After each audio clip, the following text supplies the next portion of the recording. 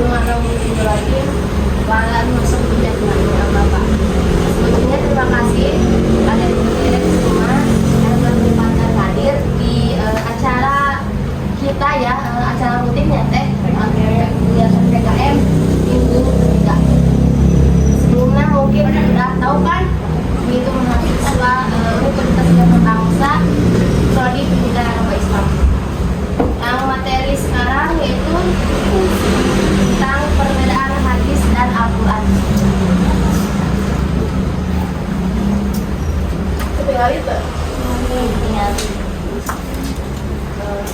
Oke, dimulai ya teh. Tentang perbedaan hadis dan Al-Quran yang akan dibawakan pertama oleh Teh Aca. Terima kasih kepada moderator. Ini pertama definisi dari Al-Quran ya teh. Al-Quran menurut bahasa tidak mempunyai akar kata. Sebagian ulama mengatakan tidak mempunyai akar kata. Al-Quran merupakan nama bagi kalam Allah, alam murtajal. Dan juga ada sebagian ulama lain berpendapat Al-Quran itu berasal dari kata qara'a yaqra'u qira'atan wa qur'anan, artinya bacaan atau yang dibaca. Sedangkan menurut istilah yaitu al-kalamul mu'jizul munazzilu ala nabi sallallahu alaihi wasallam al-maktubu fil masahibil manqul anhu bit tawaturi muta'abbadalu bitilawati.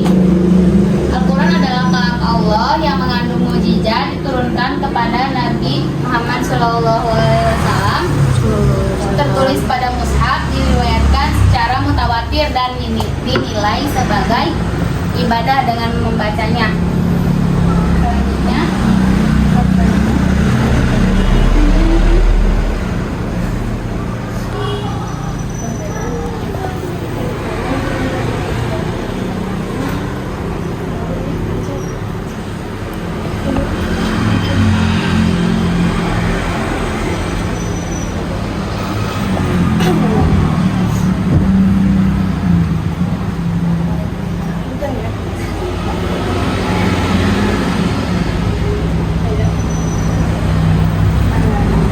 Selanjutnya, perbedaan Al-Quran dengan hadis. Al-Quran adalah mukjizat Nabi Shallallahu Alaihi Wasallam. Sedangkan hadis mau hadis nabawi maupun hadis qudsi itu, tapi hadisnya bukan mukjizat ya. Al-Quran itu mukjizat dari Nabi. Kalau hadis itu bukan.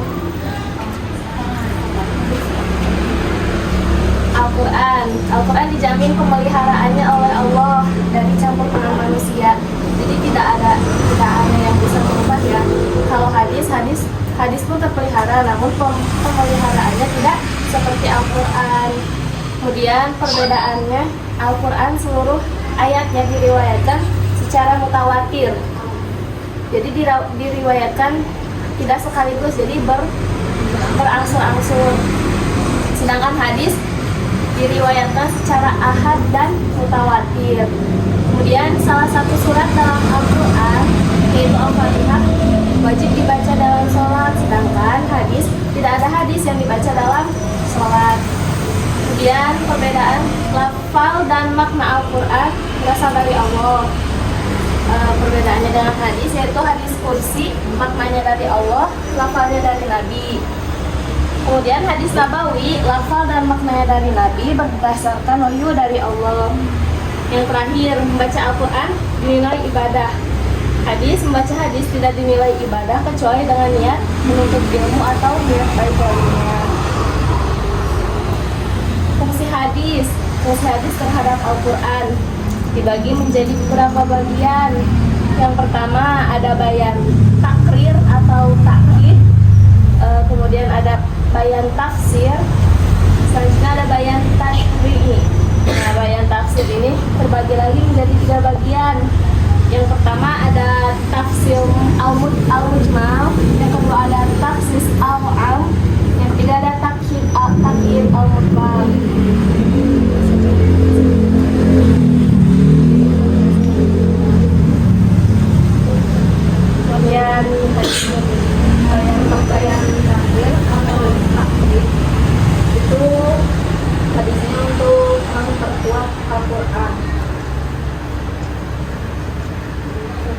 Al-Quran.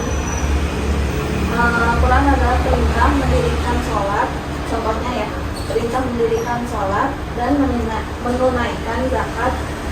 Terdapat dalam Al-Quran surat Al-Baqarah ayat 83. Nah, contoh keduanya, perintah berpuasa dalam Al-Quran terdapat di surat Al-Baqarah ayat 183.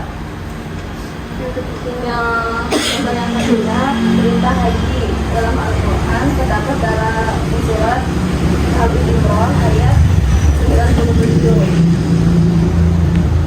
Dan untuk yang hadisnya dari Ibnu Umar berkata, Rasulullah Shallallahu Alaihi Wasallam bersabda, Islam didirikan atas 5 perkara: kesaksian bahwa tiada Tuhan melainkan Allah dan Muhammad utusan Allah, mendirikan sholat, menunaikan zakat, haji dan puasa Ramadan. Hadis riwayat Bukhari. Nah, jadi ya tadi yang dimaksud bayan takrir atau takkid ini hadis memperkuat Al-Quran. Jadi sudah dijelaskan dalam Al-Quran perintah, contohnya perintah mendirikan sholat dan menunaikan zakat. Quran surat Al-Baqarah ayat 83. Kemudian diperkuat lagi oleh hadis. Islam didirikan atas 5 perkara: kesaksian bahwa tiada Tuhan melainkan Allah dan Muhammad utusan Allah, mendirikan sholat, menunaikan zakat, haji dan puasa Ramadan. Nah, untuk bayan tafsir yaitu hadis untuk menafsirkan Al-Quran. Yang pertama, tafsir al-mujmal. Hadis memperinci ayat Al-Quran yang global di Al-Quran. Contohnya perintah sholat, zakat yang disebutkan secara global. Sedangkan di hadis yaitu solu kama ro'aitu muni usollution, sholatlah sebagaimana engkau melihatku sholat. Nah, contoh keduanya, satu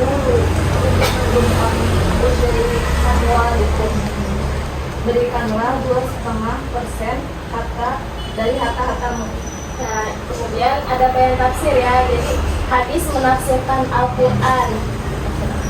Ya, yang jadi kan tadi terbagi lagi ya bayan tafsir. Nah, ini yang pertama tafsir al-mujmal, yaitu hadis memperinci ayat Al-Quran yang global. Nah, kan ini di Al-Quran disebutkan perintah sholat dan zakat ya, tapi masih secara global gitu, masih secara umum. Diperinci lagi oleh hadis. Jadi kan kita belum tahu ya perintah sholat doang gitu. Jadi kita belum tahu sholatnya kayak gimana gitu. Nah, diperkuat diperinci lagi oleh hadis, yaitu solu kama wa'aitumuni usolli, sholatlah sebagaimana engkau melihatku sholat. Ini tadi ya kepada Nabi. Kemudian ini zakat. Nah, hatu usyri amwalikum, berikanlah 2,5% dari harta-hartamu. Nah, yang dimaksud memperinci itu jadi memperinci makna yang masih global, yang masih umum. Dan ada bayan tafsir yang keduanya, hadis menafsirkan Al-Quran. Yang keduanya ada taksis al-am, yaitu hadis mengkhususkan ayat-ayat Al-Quran yang umum. Hampir sama ya. Al-Quran dalam Quran surat An-Nisa ayat 11 jelaskan bahwasanya anak kandung mendapatkan warisan. Nah, dikhususkan oleh hadis anak para nabi tidak mendapatkan warisan. Nahnu ma'asyiral anbiya'i la nurathu ma taraknahu shadaqah. Kami para nabi tidak meninggalkan warisan. Apa yang kami tinggalkan adalah sedekah. Kemudian anak yang membunuh orang tua tidak mendapat warisan. La yarithu qatilu minal maqtuli syai'an. Pembunuh tidak dapat mewarisi harta pusaka. Jadi yang dimaksud ini itu taksis al-am itu mengkhususkan ayat-ayat Al-Quran yang umum. Jadi dikhususkan lagi contohnya nih sama hadis. Jadi anak para nabi tidak mendapatkan warisan. Kemudian yang anak yang membunuh atau pembunuh ya, anak yang membunuh orang tua tidak mendapatkan warisan. Jadi dikhususkan lagi. Kemudian yang ketiga bayan tafsir takkid al-mutlaq, yaitu hadis membatasi ayat Al-Quran yang mutlak atau tidak terbatas. Contohnya Dalam Al-Quran, Quran Surat Al-Ma'idah ayat 38, hukum bagi pencuri adalah potong tangan. Ayatnya wasariku wasariqatu faqta'u aydiyahuma, pencuri lelaki dan perempuan maka potonglah tangan-tangan mereka. Nah, hadis mengatakan harta curian yang karenanya pencuri dikenakan hukuman potong tangan. Sabda Nabi, la tuqta'u yadus sariki illa fi rub'i dinarin fasa'idah, tangan pencuri tidak boleh dipotong melainkan pada pencurian harta senilai 1/4 dinar atau lebih. Jadi oleh hadis itu diberikan batasan-batasannya lagi. Nah, kemudian ada bayan tasyri. Bayan tasyri, hadis menciptakan hukum syariat yang belum dijelaskan oleh Al-Quran. Hadis Rasulullah bersabda, "Hurrima libasul hariri wa dhahabi ala dukuri ummati wa uhilla bi'ina."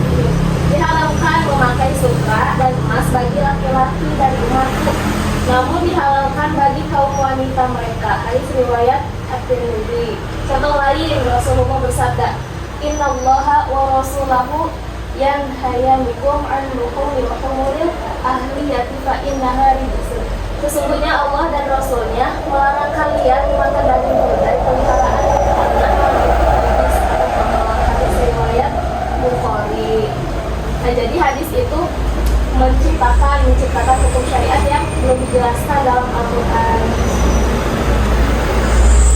Jadi perbedaan antara Al-Quran dan hadis. Yang pertama, Al-Quran adalah mukjizat Nabi SAW, sedangkan hadis bukan mukjizat.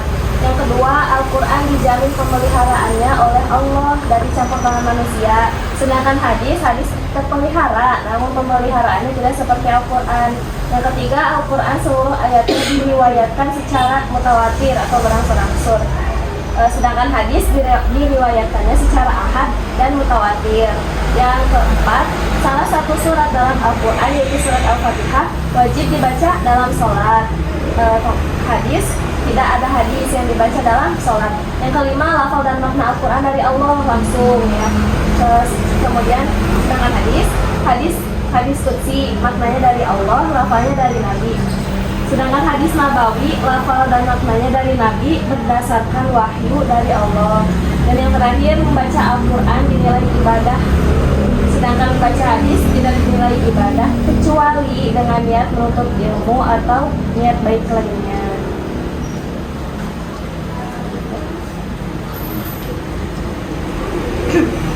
Mungkin minggu ini dicukupkan sekian. Terima kasih sebelumnya, mohon maaf bila ada kata-kata yang kurang mengenakan atau ada kesalahan-kesalahan. Cukup sekian dari kami. Wallahul muwaffiq ila aqwamit thoriq. Wassalamualaikum warahmatullahi wabarakatuh. Waalaikumsalam.